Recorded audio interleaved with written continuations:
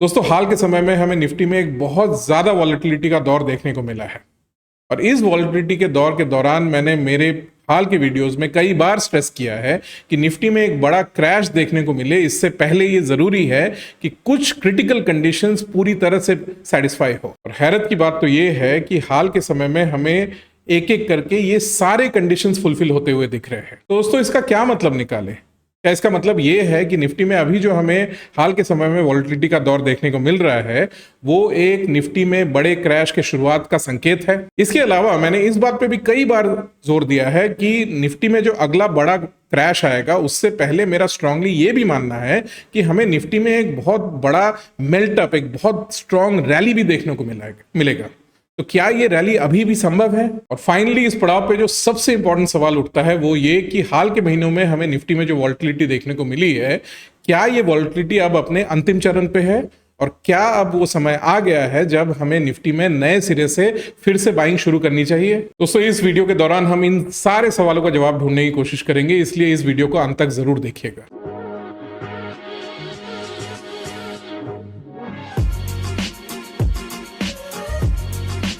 दोस्तों नमस्कार। नए साल में ये मेरा हिंदी में सबसे पहला वीडियो है और इस वीडियो को शुरू करने से पहले मैं आप सबको नए साल की बहुत बहुत बहुत शुभकामनाएं देना चाहता हूं। मैं ईश्वर से यही कामना करता हूं कि नया साल आप सबके लिए मंगलमय हो और आपके लिए ढेर सारी खुशहाली लेके आए। दोस्तों, 2024 मेरे और मेरे चैनल के लिए एक बहुत ही बड़ा साल था। 2024 के मार्च के महीने के बाद से मैं मेरे चैनल पे नियमित रूप से वीडियो डालने लगा। शुरू में मैं ये वीडियो सिर्फ इंग्लिश में बनाता था, बट 2024 के अंत तक आते आते मैं ये वीडियोस हिंदी में भी बनाने लगा। दोस्तों, पिछले 10 महीने के दौरान मैंने मेरे चैनल पे करीब 26 लॉन्ग फॉर्म वीडियोस और 10 शॉर्ट्स अब तक पोस्ट किए हैं और देखते ही देखते ये चैनल अब करीब 25,000 सब्सक्राइबर्स की फैमिली बन चुका है। दोस्तों, मैं जिस तरह का सीरियस कंटेंट बनाता हूं, मुझे कभी भी इस बात की कल्पना नहीं थी कि इतने कम समय में मेरा चैनल इतनी तेजी से ग्रो कर पाएगा। और दोस्तों, ये पूरी तरह से संभव हो पाया है आप लोगों के प्यार और आशीर्वाद के चलते। तो दोस्तों, मैं नए साल में भी यही कामना करूंगा कि आप सब मेरे वीडियोस पे इसी तरह प्यार और आशीर्वाद बरसाते रहेंगे जैसा कि आपने पिछले साल किया। अब आते हैं दोस्तों आज के वीडियो के टॉपिक पे। आज के वीडियो में हम निफ्टी में जो पिछले 3 महीने में हमें एक बहुत ही ज्यादा वॉलेटिलिटी का दौर देखने को मिला है उसके ऊपर चर्चा करेंगे। दोस्तों, ये चार्ट हमें दिखाता है कि पिछले 3 महीने में निफ्टी का ट्रेंड कैसा रहा है। ये इस चार्ट में हम ये भी देख सकते हैं कि निफ्टी ने 26 सितंबर 2024 को एक नया ऑल टाइम हाई बनाया और ये ऑल टाइम हाई था 26,216 पॉइंट्स का। लेकिन हम ये भी देख सकते हैं कि सितंबर 2024 के बाद निफ्टी में एक बहुत बड़ा करेक्शन आया और अगले 2 महीने के दौरान निफ्टी करीब 3000 पॉइंट्स नीचे आया। 3000 पॉइंट्स का करेक्शन का मतलब बनता है करीब 11% का करेक्शन। हम इस चार्ट में ये भी देख सकते हैं कि ये करेक्शन 21 नवंबर 2024 तक चला और उसके बाद हमें निफ्टी में एक बड़ा बहुत ही स्ट्रांग रिबाउंड भी देखने को मिला और ये रिबाउंड चला 13 दिसंबर तक और इस रिबाउंड के अंत तक निफ्टी रैली करके पहुंच गया 24,768 पॉइंट्स तक। दोस्तों, इस रैली के अंत तक निफ्टी में सितंबर से नवंबर के बीच में जो 11% का करेक्शन आया था उस करेक्शन का ऑलमोस्ट 50% निफ्टी ने रिकवर कर लिया। लेकिन दोस्तों, ये रैली बहुत ज्यादा दिन तक चल नहीं सका और हम इस चार्ट में देख सकते हैं कि 13 दिसंबर के बाद सिर्फ एक हफ्ते के अंतराल में निफ्टी करीब 1200 पॉइंट्स नीचे आ गया और 28 दिसंबर तक निफ्टी का लेवल पहुंच गया 23,588 पॉइंट्स। दिसंबर के लास्ट के कुछ दिनों में निफ्टी में फिर से एक छोटा सा रिबाउंड आया और 2 जनवरी तक आते आते निफ्टी 24,189 पॉइंट्स तक पहुंच गया। लेकिन पिछले एक हफ्ते में फिर से हमें निफ्टी में एक बड़ा करेक्शन देखने को मिला और ये जो हफ्ता अभी जस्ट खत्म हुआ है 10 जनवरी 2025 को 10 जनवरी 2025 तक आते आते निफ्टी का लेवल आकर पहुंच गया 23,432 पॉइंट्स। दोस्तों, आप में से जो भी मुझे मेरे YouTube चैनल में फॉलो करता है उन्हें पता होगा कि पिछले 3 महीने के दौरान जब से निफ्टी में एक वॉलेटिलिटी और करेक्शन का माहौल बना हुआ है, इस दौरान मैंने एक 2 पार्ट सीरीज 2 वीडियोस का सीरीज पब्लिश किया था और इस 2 पार्ट सीरीज के दौरान मैंने आपको ये समझाने की कोशिश की थी कि निफ्टी में जो ये करेक्शन का माहौल बना हुआ है इसके की रीजंस क्या है, इसके की ड्राइवर्स क्या है। दोस्तों इस सीरीज को, जिसको मैंने हिंदी में पब्लिश किया था, इस सीरीज को आपने ढेर सारा प्यार दिया, जिसके लिए मैं आप सबका तहे दिल से शुक्रिया अदा करना चाहता हूं। इन दोस्तों इस सीरीज के दौरान आप में से कईयों ने मुझे कमेंट्स के माध्यम से कई सारे सवाल पूछे, और उसमें से कुछ सवाल तो ऐसे थे जो बार बार पूछे गए, और इसीलिए दोस्तों मुझे लगा कि कुछ सवाल ऐसे हैं जिनको लेके मेरे ऑडियंस के एक बहुत बड़े सेक्शन में कई सारे डाउट्स और कंफ्यूजन है, और इन डाउट्स एंड कंफ्यूजन को क्लियर करना बहुत जरूरी है। और इसीलिए मुझे लगा कि इन डाउट्स एंड कंफ्यूजन को क्लियर करने के लिए एक डेडिकेटेड वीडियो बनाना जरूरी है। और इसीलिए दोस्तों इस वीडियो में मेरा प्राइमरी एम यही है कि ये जो कॉमनली आस्क्ड क्वेश्चंस हैं, इन क्वेश्चंस को मैं आपके सामने रख सकूं और इन क्वेश्चंस का एक एक करके मैं आपको आंसर दे सकूं। दोस्तों चलिए देख लेते हैं ये कौन से सवाल है जिनको आप में से कईयों ने बार बार पूछा है। दोस्तों इसमें से जो पहला सवाल है वो मेरे 3 कंडीशंस को लेके है।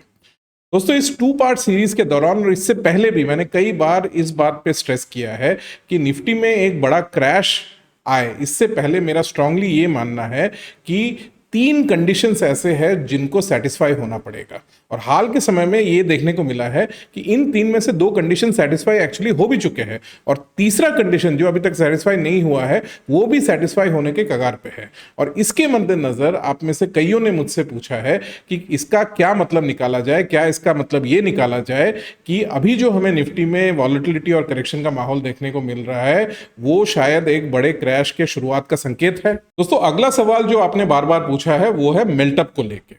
इस 2 पार्ट सीरीज के दौरान मैंने इस बात पे काफी बार स्ट्रेस किया है कि मेरा स्ट्रांगली ये मानना है कि इससे पहले कि निफ्टी में हमें एक बड़ा क्रैश देखने को मिले, उससे पहले मेरा स्ट्रांगली ये मानना है कि हमें पहले निफ्टी में एक बहुत बड़ा रैली देखने को मिलेगा, एक बहुत स्ट्रांग मेल्टअप देखने को मिलेगा। लेकिन ऐसा मेल्टअप अभी पिछले 3 महीने में हमें देखने को तो नहीं मिला है, उल्टा पिछले 3 महीने में हमें एक बहुत बड़ा करेक्शन देखने को मिला है। इसलिए इसके मद्देनजर आप में से बहुतों ने मुझसे ये जानना चाहा है कि ये जो last leg of the melt up, last leg of the rally जिसकी बात मैंने कई बार कही है, इस last leg of the melt up की अभी भी कोई गुंजाइश बचती है या नहीं। और फाइनली जो सबसे इंपॉर्टेंट सवाल आप में से कईयों के मन में अभी चल रहा है वो ये कि निफ्टी में हमें अभी जो करेक्शन का माहौल देखने को मिल रहा है, क्या ये करेक्शन का माहौल अपने अंतिम चरण पे है, और क्या वो समय आ गया है जब हमें नए सिरे से निफ्टी में फिर से इन्वेस्ट करना शुरू करना चाहिए। दोस्तों इन सारे सवालों का जवाब हम इस एपिसोड में ढूंढने की कोशिश करेंगे। तो चलिए शुरू करते हैं पहले क्वेश्चन से। पहला क्वेश्चन रिलेटेड है मेरे 3 कंडीशन से। ये जो 3 कंडीशंस है, ये 3 कंडीशंस मैंने हाल के समय में आपको नहीं दिए हैं। ये 3 कंडीशंस वो है जिनको मैंने आज से 9 महीने पहले इस वीडियो के दौरान आपके समक्ष रखा था। तो चलिए देख लेते हैं ये 3 कंडीशंस है कौन से। दोस्तों इस वीडियो के दौरान मैंने आपको निफ्टी में एक बड़ा क्रैश कब आ सकता है उसका अनुमान लगाने का एक रूल बताया था, और इस रूल के तहत मैंने आपको यह बताया था कि निफ्टी में एक बड़ा क्रैश आए उससे पहले यह जरूरी है कि 3 कंडीशंस है जो पूरी तरह से पहले सेटिस्फाई हो जाने चाहिए। और वो 3 कंडीशंस क्या थे? वो 3 कंडीशंस थे ये। उनमें से पहला कंडीशन था कि फेडरल रिजर्व द्वारा फेड फंड्स रेट को घटाए जाने की प्रक्रिया शुरू हो जानी चाहिए। दूसरा कंडीशन ये था कि 3 मंथ 10 ईयर यील्ड कर्व जो है वो अनइन्वर्ट हो जाना चाहिए। तीसरा कंडीशन ये था कि फेड का जो रिवर्स रिपो फैसिलिटी है, आरआरपी फैसिलिटी है, उसका बैलेंस 0 हो जाना चाहिए।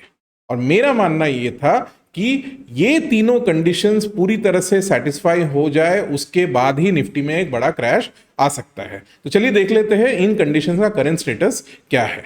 इन 3 कंडीशंस में जो पहला कंडीशन है, फेड के द्वारा फेड फंड्स रेट को घटाए जाने की प्रक्रिया को शुरू करना, ये कंडीशन फुलफिल हो गया 18 सितंबर 2024 को। दूसरा जो कंडीशन है 3 मंथ 10 ईयर यील्ड कर्व का अनइन्वर्ट हो जाना, ये कंडीशन भी फुलफिल हो गया 13 दिसंबर 2024 को। अब बचता है तीसरा कंडीशन, रिवर्स रिपो का बैलेंस जीरो तक पहुंच जाना। ये कंडीशन है, ये अभी भी पेंडिंग है, लेकिन इस आप में से जो भी रिवर्स रिपो को ट्रैक करता है उन्हें पता होगा कि रिवर्स रिपो का बैलेंस भी अब 0 के बहुत ही ज्यादा पास आ चुका है। दोस्तों ये वाकई में एक चिंता करने वाली बात है। इसका क्या मतलब निकाला जाए? क्या हम वाकई में एक बहुत बड़े मार्केट क्रैश के कगार पे खड़े हैं? दोस्तों सच पूछिए तो इस सवाल का जवाब मैंने इस 2 पार्ट सीरीज के दौरान ऑलरेडी दे रखा है, लेकिन चूंकि आप में से कईयों ने ये सवाल मुझसे बार बार पूछा है, इसलिए मुझे लगता है कि इस सीरीज के दौरान मैंने जो कॉन्सेप्ट्स आपको समझाने की कोशिश की थी उन कॉन्सेप्ट्स को एक बार फिर से क्विकली रिकैप करना जरूरी है, क्योंकि मुझे लगता है कि ये कॉन्सेप्ट्स अगर आप एक बार अच्छी तरह से फिर से समझ जाएंगे तो आने वाले मार्केट क्रैश को लेके आपके मन में जो भी कंफ्यूजन है वो ऑटोमेटिकली दूर हो जाएंगे। दोस्तों इस 2 पार्ट सीरीज के दौरान जो पहला कॉन्सेप्ट हमने समझा था वो था US government 10 year bond deals. US government 10 year bond deals क्या होता है? जब आप यूएस गवर्नमेंट के 10 साल के बॉन्ड में इन्वेस्ट करते हैं तो उससे आपको जो एनुअली यूएस गवर्नमेंट से इंटरेस्ट मिलता है उसे कहते हैं US government 10 year bond yields. और ये जो चार्ट अभी आप अपनी स्क्रीन पे देख सकते हैं, ये चार्ट हमें बताता है कि पिछले 2 साल के दौरान यूएस गवर्नमेंट का 10 ईयर बॉन्ड यील्ड जो है वो किस तरह से ऊपर या नीचे गया है। अब हम इस चार्ट में ये रेड लाइन ऐड करेंगे। ये रेड लाइन क्या है? ये रेड लाइन बेसिकली रिप्रेजेंट करता है मूव इंडेक्स को। मूव इंडेक्स क्या है? मूव इंडेक्स रिप्रेजेंट करता है यूएस का जो गवर्नमेंट बॉन्ड मार्केट है उसकी वॉलेटिलिटी को। यूजुअली होता यह है कि जब भी यूएस गवर्नमेंट बॉन्ड यील्ड्स जो ब्लू लाइन है इसमें बहुत कम समय में बहुत ज़्यादा तेज़ी आती है, जब ये कम समय में ये ब्लू लाइन बहुत ज़्यादा ऊपर चले जाता है तब यूजुअली देखा ये गया है कि जो ये रेड लाइन है यूएस गवर्नमेंट बॉन्ड मार्केट की जो वॉलेटिलिटी है इसमें भी एक बहुत बड़ा स्पाइक आता है। फॉर एग्जांपल हम देख सकते हैं कि हाल के समय में ये जो रेड लाइन है मूव इंडेक्स में नवंबर 2024 आते आते हमें एक बहुत बड़ा स्पाइक देखने को मिला और ये रेड लाइन मूव इंडेक्स 136 तक पहुंच गया। और मूव इंडेक्स में इतना बड़ा स्पाइक क्यों आया नवंबर में? क्यों? इसका कारण ये था कि सितंबर के बाद से US government 10 year bond yields में एक बहुत बड़ा स्पाइक आया और इस स्पाइक के चलते हमें मूव इंडेक्स में भी एक बहुत बड़ा स्पाइक देखने को मिला। इससे पहले पिछले 2 साल में हमें मूव इंडेक्स में ये 4 नोटेबल पीक्स देखने को मिले हैं और ये चारों बार हमें मूव इंडेक्स में स्पाइक देखने को मिला। क्यों था? इन चारों बार हमें मूव इंडेक्स में स्पाइक देखने को इसलिए मिला था क्योंकि इन चारों स्पाइक्स के दौरान हमें US government 10 year bond yields में भी बहुत ही कम समय के दौरान स्पाइक्स देखने को मिला था। और इन चारों ओकेजन्स में हम देख सकते हैं कि जब भी यूएस गवर्नमेंट बॉन्ड यील्ड्स बहुत कम समय में बहुत ज़्यादा स्पाइक कर जाता है तो हमें मूव इंडेक्स में भी एक बहुत बड़ा स्पाइक देखने को मिलता है। और दोस्तों जब भी मूव इंडेक्स जो कि यूएस के गवर्नमेंट बॉन्ड मार्केट की वॉलेटिलिटी को रिप्रेजेंट करता है, जब भी इसमें एक स्पाइक आता है इसका हमारे देश के निफ्टी पे बहुत बड़ा दुष्प्रभाव पड़ता है। और मुझे पता है कि इसको शुरू में मान लेना बहुत मुश्किल है क्योंकि यूएस के गवर्नमेंट बॉन्ड की वॉलेटिलिटी का हमारे देश के इक्विटी मार्केट के साथ क्या संबंध हो सकता है, आप यही सोच रहे होंगे ना। लेकिन यकीन मानिए दोस्तों संबंध है और इस संबंध को समझने के लिए हमें इन दोनों चार्ट्स को एक साथ देखना पड़ेगा। और जब हम इन मूव इंडेक्स और निफ्टी के चार्ट को एक साथ देखेंगे तो ये रिलेशनशिप हमें बहुत क्लियरली दिखने लगेगा। तो चलिए इन दोनों चार्ट्स को एक साथ देखते हैं और इसके लिए हमें करना ये पड़ेगा कि मूव इंडेक्स का जो चार्ट है इसको थोड़ा ऊपर लेना पड़ेगा और इस चार्ट में फिर हम निफ्टी का जो चार्ट है, ये जो ब्लू लाइन है ये निफ्टी को रिप्रेजेंट करता है, ये निफ्टी के चार्ट को हम यहाँ ऐड कर लेते हैं। और दोस्तों जब हम मूव इंडेक्स और निफ्टी के चार्ट को एक साथ डाल के देखते हैं तो हम क्लियरली देख सकते हैं कि ये दोनों चार्ट जो है वो करीब करीब एक दूसरे के मिरर इमेजेस है। जब ये रेड लाइन, ये मूव इंडेक्स ऊपर जा रहा होता है तब निफ्टी में एक करेक्शन आ रहा होता है और जब मूव इंडेक्स, जब यूएस गवर्नमेंट की बॉन्ड मार्केट की वॉलेटिलिटी नीचे आ रही होती है तब हमें निफ्टी में एक रैली देखने को मिलती है।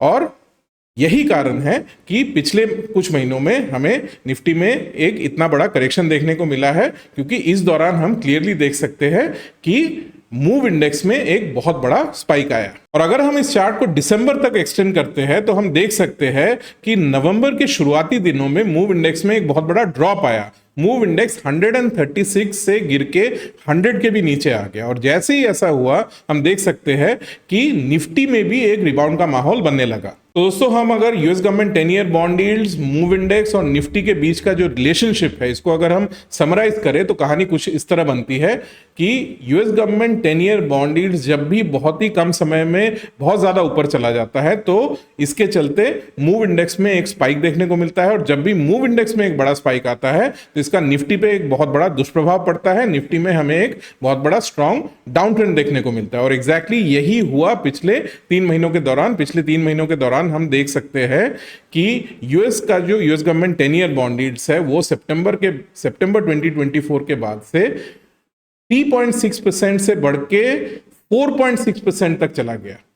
ये एक पूरा 1 फुल परसेंटेज पॉइंट का इंक्रीज था, और ये हुआ सिर्फ 3 महीने के दौरान। और जब भी इतने कम समय में इतना बड़ा स्पाइक आता है US government 10 year bond yields में, तो मूव इंडेक्स में स्पाइक आना तय है, और एग्जैक्टली यही हुआ। मूव इंडेक्स में भी एक बड़ा स्पाइक आया, और इसके चलते निफ्टी में हमें एक बहुत बड़ा स्ट्रॉन्ग डाउन ट्रेंड देखने को मिला। तो दोस्तों, अगर हमें US government 10 year bond yields, move index और निफ्टी के बीच में जो रिलेशनशिप है वो अगर समझ आ गया है, तो इसके बेसिस में हम आने वाले समय में निफ्टी का बिहेवियर क्या हो सकता है उसका कुछ हद तक अनुमान लगा सकते हैं। और इसके लिए हमें निफ्टी के हिस्ट्री में जाना पड़ेगा, बहुत ज्यादा पीछे जाने की जरूरत नहीं है।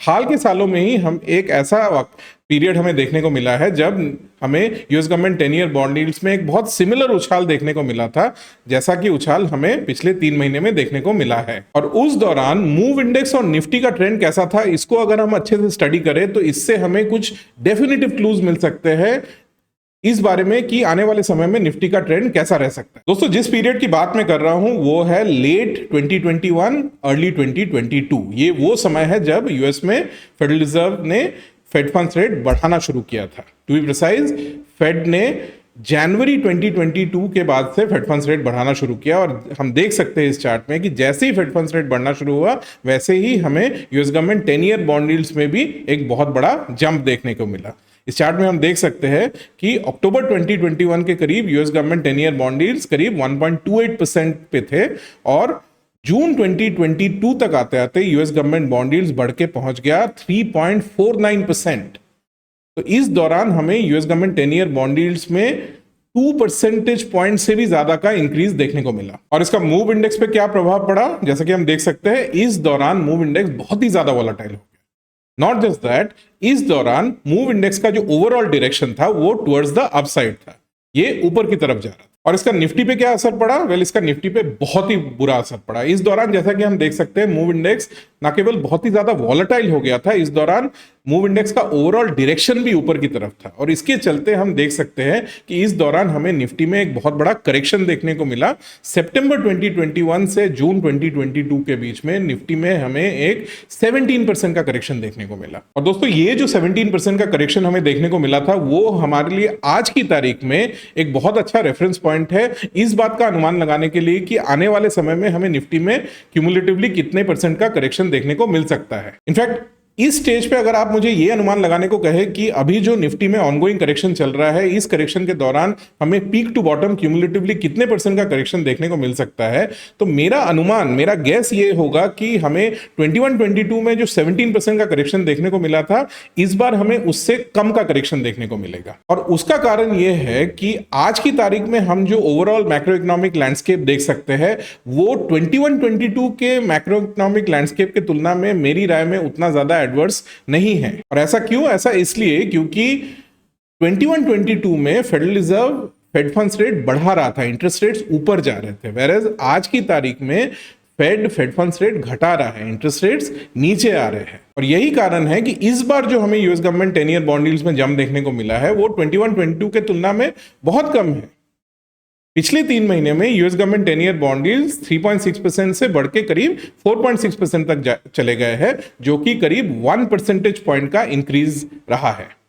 इसकी तुलना में जैसा कि हम इस चार्ट में देख सकते हैं 21-22 के दौरान US government 10 year bond yields 1.28% से बढ़ के 3.49% तक चले गए थे, जो कि मोर देन 2 परसेंटेज पॉइंट्स का इंक्रीज था। और इसीलिए दोस्तों मुझे बहुत ही ज्यादा ताज्जुब होगा अगर हमें इस ऑनगोइंग करेक्शन के दौरान निफ्टी में पीक टू बॉटम 15% से ज्यादा, 15% से ज्यादा का करेक्शन देखने को मिले। इन दोस्तों ऐसे किसी वहम में मत रहिए कि 15% का करेक्शन कोई छोटा करेक्शन होता है, क्योंकि निफ्टी का जो most recent all time high है 26,216 पॉइंट्स, वहां से अगर हमें 15% का cumulative peak to bottom correction मिलता है, तो इसका मतलब ये बनेगा कि निफ्टी इस करेक्शन के अंत तक 22,000 पॉइंट्स तक जा सकता है, जो कि निफ्टी के करंट लेवल से और 1,500 पॉइंट्स नीचे है। और दोस्तों यहां से अगर हमें निफ्टी में और 1,500 पॉइंट्स का करेक्शन देखने को मिले तो बाय एनी स्टैंडर्ड्स ये सारे इन्वेस्टर्स के लिए बहुत ही पेनफुल एक्सपीरियंस होगा। और ये जो 17% का करेक्शन है, इस करेक्शन का अंत कैसे हुआ? जून 2022 तक आते आते हम देख सकते हैं कि इस करेक्शन का अंत हो गया, क्योंकि जून 2022 तक हम एक तरह से एक रेड जोन में थे और जून 2022 के बाद हमें एक ऑरेंज जोन में ट्रांजिशन होता हुआ दिखा।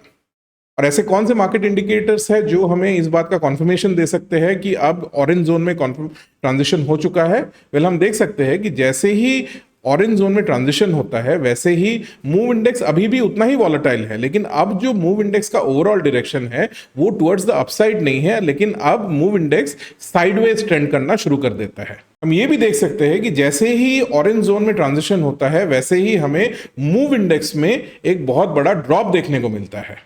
और इसके साथ ही हमें US government 10 year bond yields में भी एक अच्छा खासा ड्रॉप देखने को मिलता है। और हम देख सकते हैं कि मूव इंडेक्स में जो ये ड्रॉप हुआ और इसके साथ साथ जो US government 10 year bond yields में भी ड्रॉप हुआ, इन दोनों के कॉम्बिनेशन के चलते हम देख सकते हैं कि निफ्टी में भी एक ट्रेंड रिवर्सल होता हुआ दिखा। जो 17% का करेक्शन जून 2022 तक चल रहा था वो करेक्शन खत्म हो गया और उसके बाद हमें देखने को मिला कि निफ्टी में एक slow and steady up trend शुरू हो गया। ये अभी भी एक बहुत स्ट्रांग ब्रेकआउट नहीं था, लेकिन एटलीस्ट जो करेक्शन चल रहा था वो करेक्शन खत्म हो गया और निफ्टी में एक ट्रेंड रिवर्सल आया और निफ्टी में एक slow and steady up trend देखने को मिला हमें जून 2022 के बाद से। और दोस्तों जून 2022 के बाद जो हुआ उसको अगर हम आज मार्केट में जो हो रहा है उससे कंपेयर करें तो हम देख सकते हैं कि नवंबर के बाद से मूव इंडेक्स में तो एक अच्छा खासा ड्रॉप आया है, लेकिन यूएस गवर्नमेंट बॉन्ड यील्ड्स में बिल्कुल भी कोई भी रिडक्शन नहीं आया है। और दोस्तों जब तक US government 10 year bond yields में कोई मटेरियल रिडक्शन नहीं होता है तब तक मेरे हिसाब से निफ्टी में जो ये ऑनगोइंग करेक्शन चल रहा है वो जारी रहेगा। और इसीलिए दोस्तों इस स्टेज पे जिस सिग्नल का मैं इंतजार कर रहा हूं जो कि मुझे ये कंफर्म करेगा कि ये जो ऑनगोइंग निफ्टी में करेक्शन चल रहा है ये खत्म हो चुका है और हम रेड जोन से ऑरेंज जोन में ट्रांजिशन कर चुके हैं, वो ये कि हमें पहले तो मूव इंडेक्स में एक अच्छा खासा ड्रॉप देखने को मिले जो कि हमें ऑलरेडी देखने को मिल चुका है, और इसके साथ ही हमें US government 10 year bond yields में भी एक अच्छा खासा ड्रॉप देखने को मिले जो कि अभी तक हमें देखने को नहीं मिला है। इनफैक्ट मेरा तो स्ट्रांगली मानना यह भी है कि एक बार अभी जो निफ्टी में ऑनगोइंग राउंड ऑफ करेक्शन चल रहा है वो खत्म हो जाता है, उसके बाद हमें इवेंचुअली एक वन लास्ट रिजीम चेंज और देखने को मिलेगा ऑरेंज जोन से ग्रीन जोन में। दोस्तों लास्ट टाइम हमें ऑरेंज जोन से ग्रीन जोन में ट्रांजिशन देखने को मिला था वो समय था मार्च 2023 का, जब हमें मूव इंडेक्स में एक बहुत बड़ा स्पाइक देखने को मिला था। और ये स्पाइक हमें क्यों देखने को मिला था, इसका कारण था कि मार्च 2023 में कैलिफोर्निया में एक छोटा सा बैंक हुआ करता था, उसका नाम था सिलिकॉन वैली बैंक। ये बैंक छोटा था लेकिन बहुत ही हाई प्रोफाइल बैंक था क्योंकि सिलिकॉन वैली के बहुत सारे स्टार्टअप्स के फाउंडर्स इस बैंक में अपना पैसा रखते थे। और मार्च 2023 में ये बैंक बैंकरप्ट हो गया और इस बैंकरप्सी के चलते यूएस बैंकिंग सिस्टम में एक बहुत बड़ा टर्मोइल आया और इस टर्मोइल के सिचुएशन को स्टेबलाइज करने के लिए मार्च 2023 के बाद फेड को इंटरवीन करना पड़ा और बहुत एग्रेसिवली मार्च 2023 के बाद फेड ने यूएस बैंकिंग सिस्टम में लिक्विडिटी इंजेक्ट करना शुरू किया। और जैसे ही फेड ने यूएस बैंकिंग सिस्टम में लिक्विडिटी इंजेक्ट करना शुरू किया, हम देख सकते हैं कि मूव इंडेक्स में एक बहुत बड़ा रिडक्शन आया। और जैसे ही मूव इंडेक्स में एक बड़ा रिडक्शन आया, हम देख सकते हैं कि निफ्टी में एक बहुत बड़ा रैली देखने को मिला। और दोस्तों मेरा स्ट्रांगली ये मानना है कि इस करंट बिजनेस साइकिल में हम फिर से एक बार ग्रीन जोन में ट्रांजिशन होता हुआ देखेंगे। और ये ट्रांजिशन कब होगा? ये ट्रांजिशन मेरा मानना है तब होगा जब ये पूरी तरह से क्लियर हो जाएगा कि यूएस का जो लेबर मार्केट है, यूएस का जो जॉब मार्केट है, उसकी हालत बहुत ज्यादा खस्ता हो चुकी है। अनएम्प्लॉयमेंट रेट इतना ज्यादा बढ़ चुका है कि ऐसी सूरत में यूएस इकोनॉमी में फिर से हमें इन्फ्लेशन बढ़ता हुआ दिखे, इसका कोई चांस नहीं बचेगा। और जब बॉन्ड इन्वेस्टर्स को इस बात का कॉन्फर्मेशन मिल जाएगा कि इकोनॉमी में इन्फ्लेशन के बढ़ने के चांसेस ना के बराबर है, उसके बाद हमें यूएस गवर्नमेंट बॉन्ड यील्ड्स और मूव इंडेक्स दोनों में एक डिसाइसिव डाउन ट्रेंड देखने को मिलेगा। और दोस्तों एक बार हमें मूव इंडेक्स और बॉन्ड यील्ड्स में एक स्ट्रॉन्ग डाउन ट्रेंड देखने को मिले, उसके बाद मेरा स्ट्रांगली मानना यह है कि इसके चलते हमें निफ्टी में भी एक बहुत स्ट्रांग मेल्टअप देखने को मिलेगा, एक बहुत स्ट्रांग रैली देखने को मिलेगा। और ये रैली कितने दिन चलेगा? मेरा मानना यह है कि ये रैली यूएस में जो अगला रिसेशन आएगा वो रिसेशन के शुरू होने तक ये मेल्टअप जारी रहेगा, ये रैली जारी रहेगा। और एक बार जब यूएस में रिसेशन शुरू हो जाएगा, उस रिसेशन के शुरू होने के बाद ये जो करंट बिजनेस साइकिल है वो खत्म हो जाएगा और इसके साथ ही जो निफ्टी में ये लास्ट मेल्टअप है, लास्ट रैली है, इसका भी अंत हो जाएगा। दोस्तों अब मैं वापस आना चाहता हूं इन 3 सवालों पे जिनको मैंने इस वीडियो के शुरुआत में आपके समक्ष रखा था। और चलिए ये भी देखते हैं कि निफ्टी का आने वाले समय में निफ्टी में जो ट्रेंड होने की संभावना है, जिसपे हमने अभी अभी एक लंबा चौड़ा डिस्कशन किया, क्या उस ट्रेंड में इन 3 सवालों का जवाब छिपा है? चलिए देखते हैं। चलिए शुरू करते हैं पहले सवाल से। मेरे ये 3 कंडीशंस, जैसे कि मैंने बताया 3 में से 2 कंडीशंस ऑलरेडी फुलफिल हो चुके हैं और तीसरा कंडीशन भी फुलफिल होने के कगार पे है। तो क्या इसका ये मतलब निकाले कि अब हम निफ्टी में एक बड़ा करेक्शन नियर फ्यूचर में देख सकते हैं? दोस्तों एक बड़ा करेक्शन आएगा तो जरूर, लेकिन जैसा कि मैंने समझाया ये करेक्शन आएगा तब जब यूएस में अगला रिसेशन शुरू होगा और इसके चलते ग्लोबल मार्केट्स और निफ्टी में हमें एक बहुत बड़ा क्रैश देखने को मिलेगा।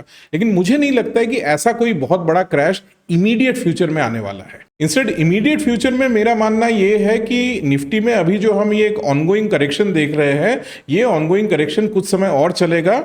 और जैसा कि मैंने थोड़ी देर पहले आपको समझाया, मेरा इस स्टेज में अनुमान यह है कि निफ्टी में हमें पीक टू बॉटम एक 15% तक का करेक्शन देखने को मिल सकता है। लेकिन दोस्तों मेरा स्ट्रांगली मानना यह भी है कि सूनर रादर देन लेटर हमें निफ्टी में एक रेड जोन से येलो जोन में रेजिम चेंज होता हुआ दिखेगा, जैसे कि हमें जून 2022 में देखने को मिला था। और जब ये रेजिम चेंज होगा तो उस समय हमें निफ्टी में एक बॉटम बनता हुआ दिखेगा और उसके बाद हम देख सकेंगे कि निफ्टी में एक slow and steady up trend फिर से देखने को मिल रहा है। तो दोस्तों इसीलिए मेरा स्ट्रांगली मानना यह है कि मेरे बताए हुए क्रैश के लिए जो 3 प्रीकंडीशंस है वो पूरी तरह से फुलफिल हो भी जाते हैं, तो उसके चलते नियर फ्यूचर में एटलीस्ट निफ्टी में कोई बहुत बड़ा क्रैश आ जाए, मुझे नहीं लगता इसकी संभावना बहुत ज्यादा है। इनफैक्ट दोस्तों पिछले साल भी जब मैंने इन 3 कंडीशंस के बारे में पहली बार आपको इस वीडियो में बताया था, उस समय भी मैंने इस बारे में स्ट्रेस किया था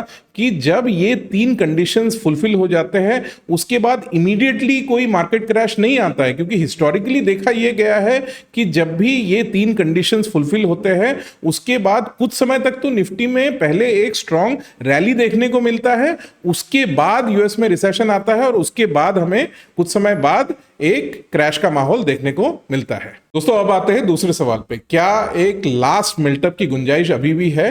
दोस्तों शॉर्ट आंसर इज बिल्कुल है। जैसा कि मैंने आपको थोड़ी देर पहले समझाया, मेरा स्ट्रांगली मानना यह है कि हम अभी एक रेड जोन में हैं, लेकिन कुछ समय के बाद मेरा मानना यह है कि हम रेड जोन से येलो जोन में ट्रांजिशन करेंगे और इवेंचुअली येलो जोन से ग्रीन जोन में ट्रांजिशन करेंगे। और जब हम ग्रीन जोन में ट्रांजिशन करेंगे तब मेरा मानना यह है कि हमें एक डिसाइसिव डाउन ट्रेंड देखने को मिलेगा मूव इंडेक्स में और US government 10 year bond yields में। और जब ऐसा होगा तब मेरा स्ट्रांगली मानना यह भी है कि फॉर वन लास्ट टाइम हमें निफ्टी में भी एक बहुत स्ट्रांग मेल्टअप देखने को मिलेगा, एक बहुत स्ट्रांग रैली देखने को मिलेगा। लेकिन ये जो मेल्टअप है ये मुझे लगता है निफ्टी के रैली का अंतिम चरण होगा, क्योंकि हिस्टोरिकली देखा यह गया है कि इवेंचुअली अंत तक आते आते यूएस में एक रिसेशन शुरू हो जाता है और रिसेशन शुरू होने के बाद यूएस मार्केट्स और ग्लोबल मार्केट्स में एक बहुत बड़ा मार्केट क्रैश देखने को मिलता है। दोस्तों अब आते हैं थर्ड और सबसे इंपॉर्टेंट सवाल पे, क्या ये ऑनगोइंग करेक्शन अपने अंतिम चरण पे है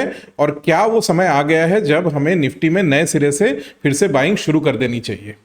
दोस्तों इस सवाल का शॉर्ट आंसर है बिल्कुल नहीं। दोस्तों मैंने जैसे थोड़ी देर पहले आपको समझाया, इस मार्केट में फिर से नए सिरे से बाइंग शुरू करने का समय तब होगा जब हम रेड जोन से येलो जोन में ट्रांजिशन करेंगे, और ये ट्रांजिशन तब होगा जब हमें मूव इंडेक्स और यूएस गवर्नमेंट बॉन्ड यील्ड्स दोनों में एक डिसाइसिव डाउन ट्रेंड देखने को मिला है। फिलहाल हमें सिर्फ मूव इंडेक्स में एक डाउन ट्रेंड देखने को मिला है, यूएस गवर्नमेंट बॉन्ड यील्ड्स में हमें अभी तक कोई भी डाउन ट्रेंड देखने को नहीं मिला है। और जब तक US government 10 year bond yields decisively नीचे नहीं आते हैं, तब तक ये जो निफ्टी में ऑनगोइंग करेक्शन चल रहा है, मुझे नहीं लगता है उसका अंत हो सकता है। और इसीलिए जब तक US government bond yields decisively नीचे नहीं आते हैं, मुझे नहीं लगता है कि हमें बहुत ज्यादा एग्रेसिवली निफ्टी में नए सिरे से बाइंग शुरू करनी चाहिए। इनफैक्ट इस स्टेज में निफ्टी को जो सबसे बड़ा रिस्क है, वो रिस्क अगर आपको समझना है तो आपको ये चार्ट समझना पड़ेगा। इस चार्ट में मैंने US government 10 year bond yields और S&P 500 के बीच में जो रिलेशनशिप है, हिस्टोरिकल रिलेशनशिप है, उसको समझाने की कोशिश की है। S&P 500 है यूएस का प्राइमरी स्टॉक मार्केट इंडेक्स। हमारे देश का जो प्राइमरी स्टॉक मार्केट इंडेक्स है वो है निफ्टी 50, उसी तरह यूएस का जो प्राइमरी स्टॉक मार्केट इंडेक्स है उसे कहते हैं S&P 500। इस चार्ट में हम देख सकते हैं कि historically US government 10 year bond yields और S&P 500 के बीच एक बहुत ही टाइट इनवर्स रिलेशनशिप रहा है। इनवर्स रिलेशनशिप का मतलब जब एक लाइन ऊपर जा रहा होता है तो दूसरा नीचे आ रहा होता है। हम इस चार्ट में देख सकते हैं कि जब भी historically US government 10 year bond yields ऊपर जा रहे होते हैं, तब हमें S&P 500 में एक डाउन ट्रेंड देखने को मिलता है, और जब भी US government 10 year bond yields नीचे आ रहे होते हैं, तब हमें S&P 500 में हिस्टोरिकली एक अप ट्रेंड देखने को मिला है। लेकिन दोस्तों, US government 10 year bond yields और S&P 500 के बीच जो हिस्टोरिकली एक बहुत टाइट इनवर्स रिलेशनशिप रहा है, इस इनवर्स रिलेशनशिप में हमें सितंबर 2024 के बाद से एक बहुत बड़ा ब्रेक देखने को मिला है। जैसा कि हम देख सकते हैं, सितंबर 2024 के बाद से US government 10 year bond yields में एक बहुत बड़ा स्पाइक आया है। लेकिन इसके बावजूद भी हमें S&P 500 में अभी तक कोई बहुत बड़ा डाउन ट्रेंड देखने को नहीं मिला है। दुनिया भर के इक्विटी मार्केट्स में, निफ्टी में भी हमें एक बहुत बड़ा डाउन ट्रेंड देखने को मिला है, लेकिन S&P 500 में हमें अभी तक कोई नोटेबल डाउन ट्रेंड देखने को नहीं मिला है सितंबर 2024 के बाद से। और इसका प्राइमरी कारण है यूएस प्रेसिडेंशियल इलेक्शंस में डोनाल्ड ट्रंप की भारी जीत। दोस्तों, यूएस के इक्विटी मार्केट पार्टिसिपेंट्स में एक आम धारणा है कि डोनाल्ड ट्रंप के जो इकोनॉमिक पॉलिसीज है वो इक्विटी मार्केट्स के लिए बहुत ही ज्यादा फेवरेबल होंगे, और इसीलिए डोनाल्ड ट्रंप के विक्ट्री के बाद से यूएस इक्विटी मार्केट्स में एक यूफोरिया का माहौल है। और दोस्तों, इसीलिए हम देख सकते हैं कि यूएस इक्विटी मार्केट्स ने अभी तक जो US government 10 year bond yields में एक बहुत बड़ा स्पाइक आया है, उसको पूरी तरह से इग्नोर किया है। और बॉन्ड यील्ड्स में एक बड़े स्पाइक के बावजूद भी हमें अभी तक S&P 500 में कोई बहुत बड़ा डाउन ट्रेंड देखने को नहीं मिला है। इन दोस्तों, US government 10 year bond yields और S&P 500 के बीच जो हिस्टोरिकल रिलेशनशिप रहा है, उस रिलेशनशिप में जो डाइवर्जेंस हम सितंबर 2024 के बाद से देख सकते हैं, इस तरह का डाइवर्जेंस यूजुअली बहुत ज्यादा समय तक टिक नहीं सकता है। इनफैक्ट हम ऑलरेडी ये देख सकते हैं कि डोनाल्ड ट्रंप के इलेक्शन विक्ट्री के बाद से जो S&P 500 में एक तेजी का माहौल बना हुआ है, उस तेजी के माहौल में ऑलरेडी एक धीरे धीरे वीकनेस आने लगा है। और इस बात के भी बहुत स्ट्रांग आसार दिखने लगे हैं कि US government 10 year bond yields में जो स्पाइक आया है, उसको और बहुत ज्यादा समय तक S&P 500 इग्नोर नहीं कर सकेगा। और इसीलिए दोस्तों, मेरा स्ट्रांगली मानना यह है कि sooner rather than later US government 10 year bond yields में जो हमें स्पाइक देखने को मिला है, इसके रिस्पॉन्स में हमें दुनिया भर के इक्विटी मार्केट्स के साथ S&P 500 में भी एक डाउन ट्रेंड देखने को मिलेगा। और दोस्तों, जब S&P 500 में डाउन ट्रेंड शुरू होगा, तब इस बात की संभावना बहुत बढ़ जाती है कि दुनिया भर के इमर्जिंग मार्केट्स में, इंक्लूडिंग हियर इन इंडिया, हमें एक next round of down trend देखने को मिलेगा। और इसीलिए इस स्टेज में निफ्टी को जो सबसे बड़ा रिस्क है, वो है S&P 500 में जो डाउन ट्रेंड आ सकता है आने वाले समय में, उससे। दोस्तों, इक्विटी मार्केट्स अभी जिस पड़ाव पे है, उस स्टेज पे आके मैं एक बात है जिसके बारे में आपको पूरी तरह से आश्वस्त कर सकता हूं, और वो ये कि इक्विटी मार्केट्स आपको आने वाले समय में ढेर सारे रिस्क और ढेर सारी अपॉर्चुनिटीज देने वाले हैं। और इन रिस्क और अपॉर्चुनिटीज के मद्देनजर हमें इक्विटी मार्केट्स में किस तरह से इन्वेस्ट करना है, उसके लिए हमें ये एब्सोल्युटली जरूरी है कि हमारे पास एक solid data driven rules based approach हो। इस स्टेज पे आके एब्सोल्युटली इस बात की कोई गुंजाइश नहीं रहती कि हम इन्वेस्टमेंट करते वक्त हमारे गट फील के बेस पे इन्वेस्टमेंट करें। और MetaCaps.ai में हम यही करने की कोशिश करते हैं। MetaCaps.ai में हमारी एवरीडे बेसिस में यही कोशिश रहती है कि हम हमारे क्लाइंट्स का पैसा एक रिगरस रूल्स बेस्ड अप्रोच के तहत मार्केट्स में इन्वेस्ट करें। इन दोस्तों, इस स्टेज पे आप शायद मुझसे ये पूछेंगे कि ये रूल्स बेस्ड स्ट्रैटेजी होता क्या है, ये दिखता कैसा है। तो दोस्तों इसी टॉपिक पे मेरा अगला वीडियो होने जा रहा है। दोस्तों अगले हफ्ते मैं आपको हमारे अल्फा सिप स्ट्रैटेजी के बारे में बताऊंगा। अल्फा सिप स्ट्रैटेजी वो स्ट्रैटेजी है जिसके तहत हम हमारे क्लाइंट्स का पैसा इक्विटी मार्केट्स में एक rigorous pre defined rules based strategy के तहत इन्वेस्ट करते हैं। दोस्तों मैं इस वीडियो को यहीं पे समाप्त करता हूं। मुझे पता है इस वीडियो में मैंने आपको बहुत नया कुछ तो नहीं बताया, लेकिन कभी कभी ये भी जरूरी हो जाता है कि पहले बताई हुई चीजों को फिर से एक बार नए सिरे से रीइटरेट किया जाए, फिर से नए सिरे से रिपीट किया जाए, ताकि आप में से कईयों में जो एक कंफ्यूजन और डाउट का माहौल बना हुआ है उसे क्लियर किया जा सके। दोस्तों मुझे पूरी आशा है कि आपके डाउट्स और कंफ्यूजन्स को क्लियर करने के लिए मैंने इस वीडियो में जो तथ्य आपके सामने रखे वो तथ्य आपके काम आएंगे, आपको पसंद आएंगे। और ये वीडियो अगर आपको पसंद आए तो आप इस वीडियो को प्लीज लाइक करिए, शेयर करिए और मेरे चैनल को सब्सक्राइब करना मत भूलिएगा। Thank you very much.